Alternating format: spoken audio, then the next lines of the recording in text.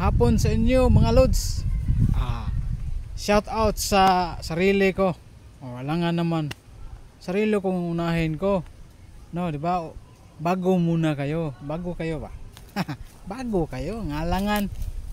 Shout out sa mga followers ko diyan. Lahat kahit sang sulok ng mundo. Anywhere in the suksok sa earth. Ay, musta na pala kayo dyan guys.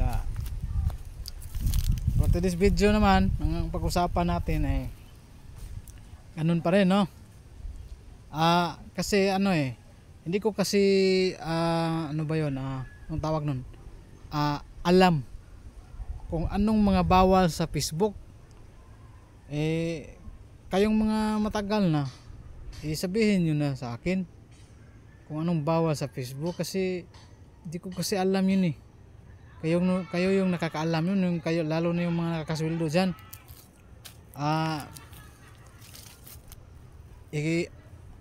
Ano na lang, sabihin nyo sa akin na ganon, ito yung mga bawal na sa paggawa ng video natin.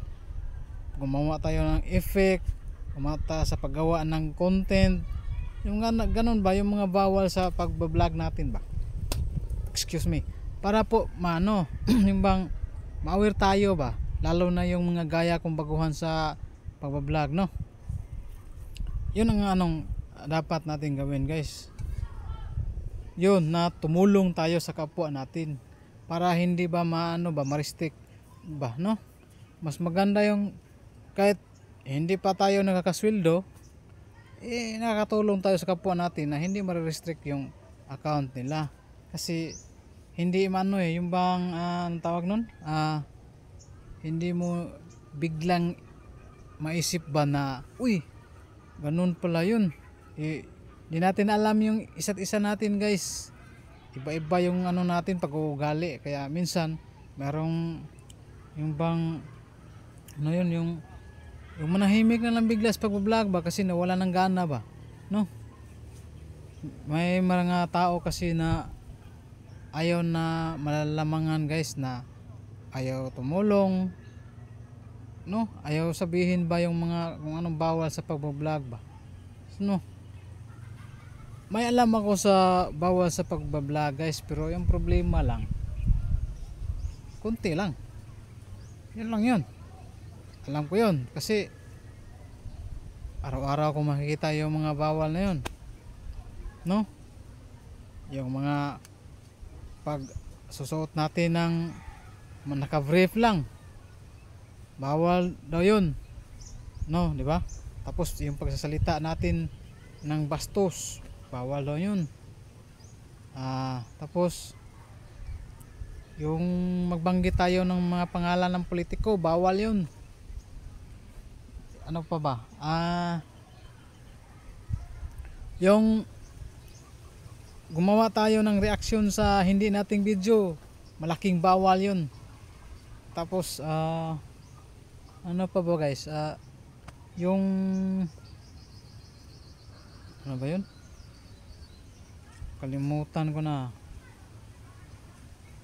Yung pag natin sa kapwa natin, yung bang magko-comment tayo ng hindi maganda ba, yung pangbabas, isa daw yun sa bawal. Pero sa tingin ko guys, hindi naman yun sa ganong bawal ata, kasi normal lang naman yun na may magbabasa atin, no?